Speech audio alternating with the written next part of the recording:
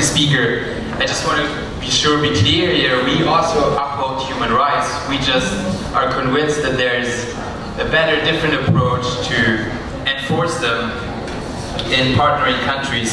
Secondly, regarding the institutions, we're not only speaking about the government institutions, we're also speaking about, for example, education. University schools, often bilateral agreements, or when international companies enter a country, they sign agreements, for example, with educational institutions and improve their institutions. So we're not only talking about politics. Now to my arguments, I would like to mention 2 points which we find crucial for this debate. Firstly, we want to continue trade relations because a good human rights record is the inevitable result of trade requirements. Think about it, outside of the demands of human rights policies, what do we normally require of states and their companies before we engage in free trade with them? As an economist, which I am based on my studies, I would usually say worker efficiency and a solid level of productivity. So how do you achieve to be a strong economy when it comes to these factors? And there are several indicators. You can talk about, say, a safe working environment for the workers. You can talk about fair compensation and social security standards for workers to prevent the threats of worker strikes, or in the form of the promotion of further studies to increase the skills of the workforce and to build capacity.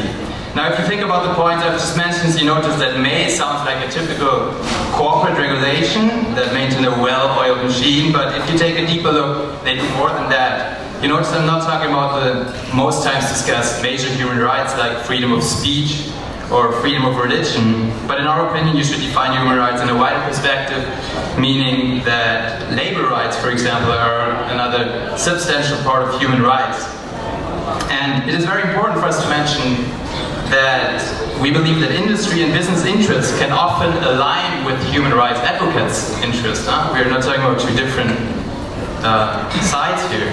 Modern studies have shown that workers are most efficient when they are satisfied, and therefore once the examples of policies I have mentioned are to place, a working environment is created which all parties can benefit from, because these policies not only make a company more competitive through a higher productivity, these policies as well improve the human rights situation of the people in a country, since labor rights are a substantial part of the human rights. And once a country is exposed to international competition, it has no other choice than starting to consider these issues. Therefore, a globalized world with open economies not only bring people from all over the world together, but also makes them care about each other more. Thus, violations of human rights happening in countries are exposed and addressed to a greater world audience. This can increase the pressure on human rights violated countries and change their policies. Cutting ties with the country will have the opposite effect. It would further isolate the country and its companies, and the improvement of human rights could thus become less urgent. My second argument is that international trade relations also establish intercultural exchange, which we believe is a necessary part of the promotion of human rights. The first intention when you think about trade agreements is, of course, to argue that these kinds of agreements especially comfort the companies from the respective countries, and they are mainly created because of business interests.